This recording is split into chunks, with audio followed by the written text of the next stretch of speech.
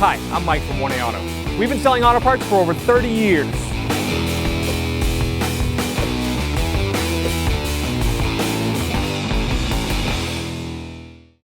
Change your rear wiper blade, you can pull it up off the glass and then just pivot it out and it will unclip, slide it this way.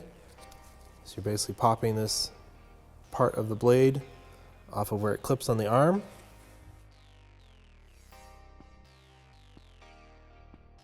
This wiper blade's in pretty good shape, but I'm just going to clean it, get some of the dirt and debris off of it, just using some glass cleaner and a rag instead of replacing it.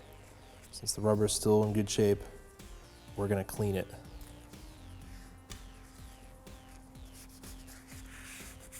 If it was ripped and torn, then we would replace it.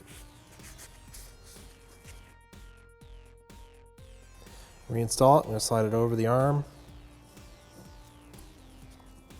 Work that little pivot point back into the opening. It'll snap into place. It's attached, and put it back down on the glass. Thanks for watching. Visit us at 1AAuto.com for quality auto parts, fast and free shipping, and the best customer service in the industry.